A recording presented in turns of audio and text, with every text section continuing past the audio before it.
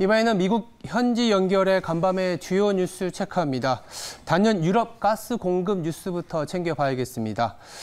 MBN 워싱턴 특파원 연결합니다. 최준혁 특파원. 네, 워싱턴입니다. 네, 러시아가 유럽행 천연가스를 끊으면 유럽 경제가 파탄이 난다는 건 모두가 예상을 하고 있습니다. 그러나 최근에 그리고 어제 러시아의 유럽행 천연가스 공급이 재개될 수 있다는 뉴스까지 나오는데요. 에너지 위기가 한숨을 돌렸다라고도 볼 수 있을까요? 앞서 정리를 잘 해주셨는데 일단 IMF는 러시아가 유럽의 천연가스 라인을 끊으면 마이너스 5% 정도 경제가 하락할 것으로 예상을 했습니다. 앞서 정리를 해주셨지만 로이터 통신의 보도입니다. 러시아가 유럽에 들어가는 가스에 대해서 예정대로 천연가스를 그대로 공급하기로 했습니다. 러시아는 당초 가스관을 수리하겠다면서 지난 11일 공급을 중단을 했습니다. 그래서 수리가 끝날 것으로 예정된 오는 21일, 그러니까 목요일이죠. 이번 주에 공급을 재개하지 않을 가능성이 제기됐습니다.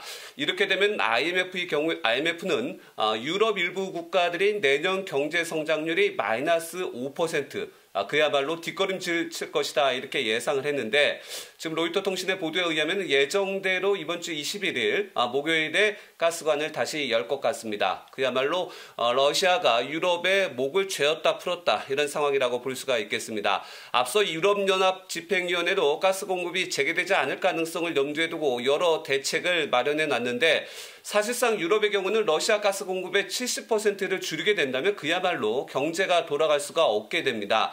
자체적으로 유럽 국가들이 연합을 하게 돼서 충격을 완화할 수 있지만 일단 러시아가 가스관을 열게 되면 유럽의 숨통은 트일 거는 같습니다. 알겠습니다. 미국 주택 시장도 좀 살펴보겠습니다. 최근에 미국 주택 지표도 좀 악화되고 있고 수요 자체가 좀 줄어들고 있다는데 어떤 내용일까요?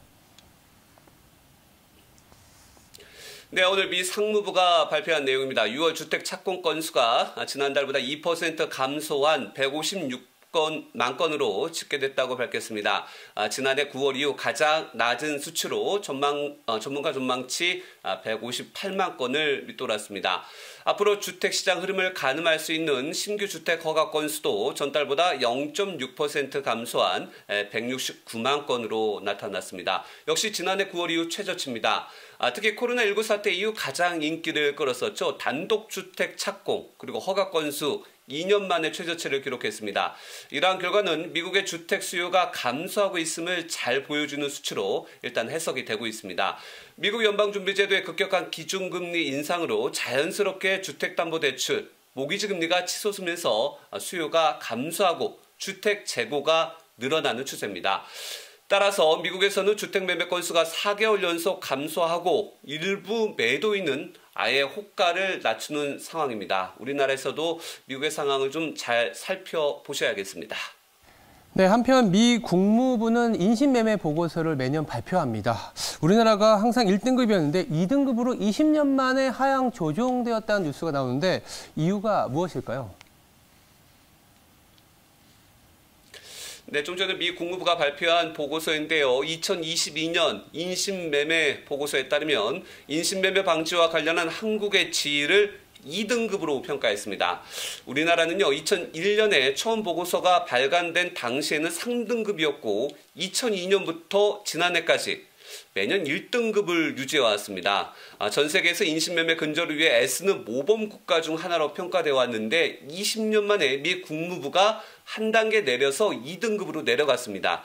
2등급에는 우리나라 외에도 일본, 노르웨이, 스위스, 이탈리아, 브라질, 이집트, 사우디아라비아 등 좀 다양한 국가들이 모두 포함이 돼서 133개국에 이르게 됩니다.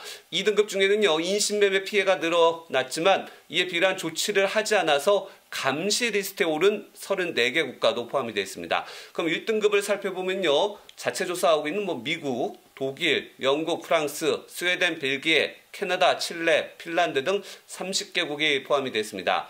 미 국무부는 국가의 인신매매 감시와 단속 수준을 1에서 3등급으로 나눠서 평가하고 있는데 2등급은 좀 중간 단계입니다. 인신매매 방지와 관련한 모든 기준을 충족하지 않았다. 그런데 노력은 하고 있다. 이렇게 평가가 되고 우리나라가 여기에 들어가 있는 겁니다. 이 평가 시점을 좀 살펴봤더니 문재인 정부 마지막 해인 지난해 4월부터 올해 3월까지가 반영됐습니다.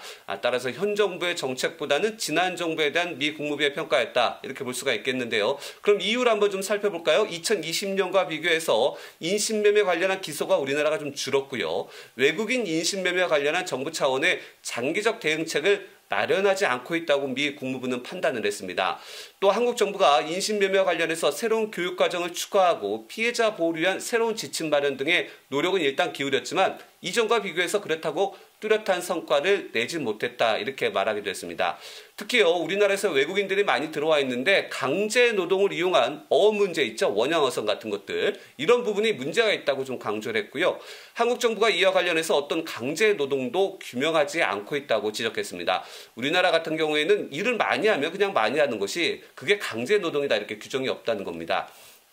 여기에 더해서요 인신매매와 관련된 중대 범죄자가 1년 미만의 가벼운 형을 선고받거나 기소유예 혹은 벌금형 처벌을 받는 일도 있었다고 미 국무부는 언급했습니다. 따라서 우리나라에서는 일을 많이 해서 혹사시키고 있다 외국인에게 이런 것에 대한 개념이 별로 없다 이렇게 미 국무부는 보고 있는 겁니다. 발간 전에 우리나라 정부와 좀 공유한 것으로 알려졌는데 우리 정부 어떤 대책을 내놓을지도 좀 살펴봐야겠습니다. 지금까지 워싱턴에서 MBN 뉴스 최중락입니다.